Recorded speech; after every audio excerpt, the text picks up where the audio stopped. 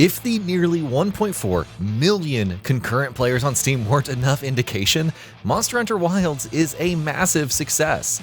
It sold over 8 million copies in just 3 days, becoming the fastest selling title in the franchise. That figure is all the more incredible given the current bestseller, Monster Hunter World, hit 5 million in digital sales and shipments within the same period. World took almost 7 years to sell 20 million copies, and there's already talk of Monster Hunter Wilds hitting that total in its first year.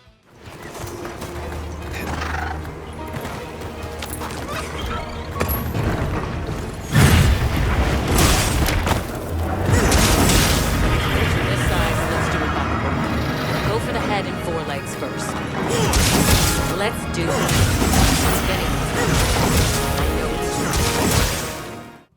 While plenty are upset about the PC version's performance, how multiplayer currently functions, and the console version's image quality, the overwhelming sentiment is that Monster Hunter Wilds is a win. So why are millions of players enamored by it? Well, for starters, it's a new Monster Hunter game. Controversial take, I know, but taking the essentials and gameplay mechanics from World while tossing in new, fully fleshed out monsters with new mechanics will attract longtime fans. After all those years spent beating up Great Jagras, I can now smack Chatacabra and his ugly face around, so sign me up.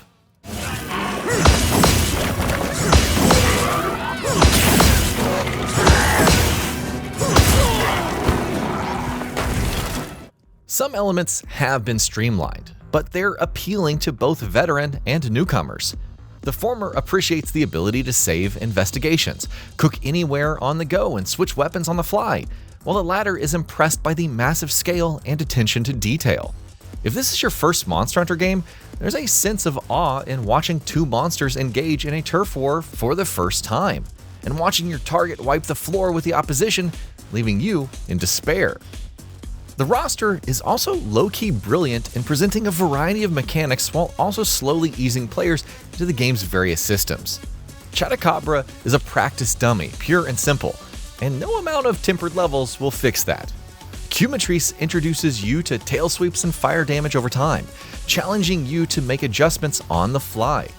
Balahara is a leviathan on land with unpredictable movements who teaches you about water blight.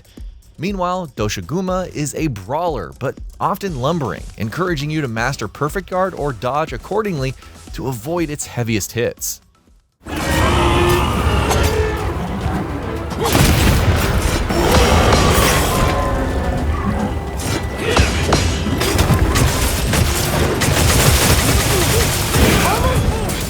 Targets gradually become more nuanced, whether it's the return of veteran monsters like Rathalos and Ebony Odogaron, or newcomers like Ajarakan and Zuwu.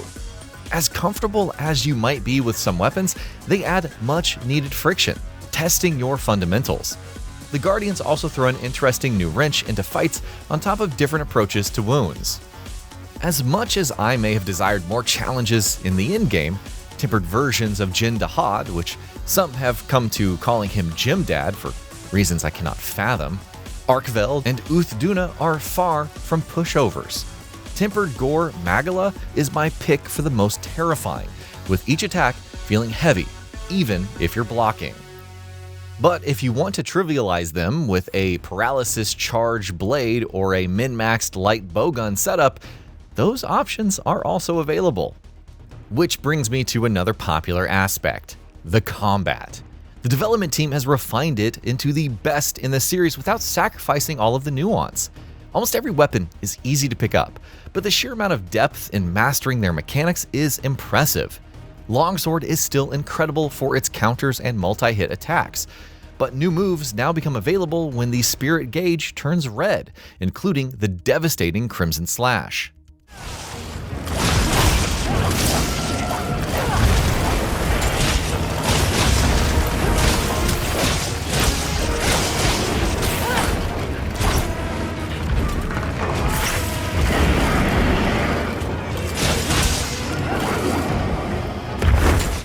Gunlance is still your option for tanking damage and unleashing swarms of explosive shells, but the Wyvern Fire is better. Wyvern Stakes can deal critical damage and much more. The bow can fire tracers that latch onto a monster, guiding all of your shots to it.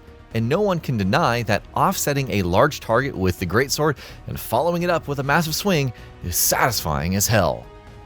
If you are someone with a favorite weapon or three, Wilds presents a venerable treasure trove of new options. Spoken extensively about how great wounds and focus mode are, and learning to utilize each weapon's focus strike is great. But shout out to the development team for mixing up the build crafting with the addition of wounds. Stacking critical eye, weakness exploit, and attack boost is still neat, but you're no longer beholden to the same. You could go burst for a damage buff as long as you keep attacking, and flare, which more easily creates wounds on monsters. Combine this with a certain armor set where destroying wounds will regenerate some health, and that's a unique playstyle on its own. If you want to take advantage of Perfect Guard with the Gun Lance and build into Offensive Guard or scale off raw damage, that's also possible. Now, don't get me wrong, there are bugs and actual issues with the title, especially PC performance, with low and mid-range hardware seemingly suffering the most. Multiplayer and the addition of link parties have muddled a somewhat solid system into something unbearable, while the UI could use some further fine-tuning. But the sheer amount of care imbued in Monster Hunter Wilds is something to behold, starting from the character creation screen and its vast options. You could rush through each locale, or take your time and discover so much endemic life, like trails of bugs climbing a tree or cute little animals standing on their tails. That attention to detail extends over to other little nuances, like Alma, the handler, also posing for pictures when in the frame during some camera shots. Watching your hunter interact with their palico, sending it into the roof of their camp tent to fall back down, is hilarious, especially when a wood suddenly takes its place and casually walks out without skipping a beat.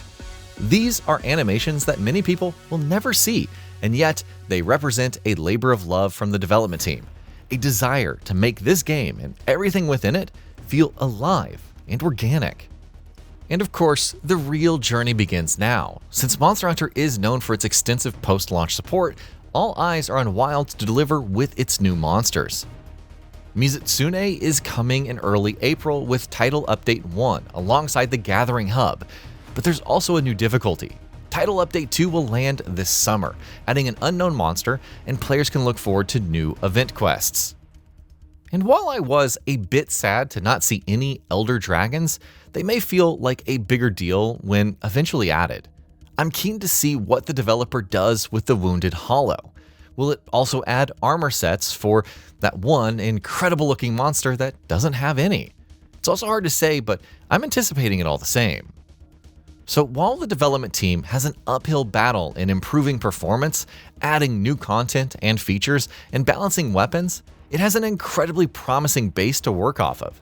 Regardless of my overall feelings on Monster Hunter Wilds, it truly has ushered in a new generation of hunters eager to venture through these locales and hunt, or customize their camp with all kinds of knickknacks and furniture, or fish, embarking on multiple side quests that actually leverage the shifting cycles and dynamic weather, or lean into the true endgame, unlocking the swankiest of fashion.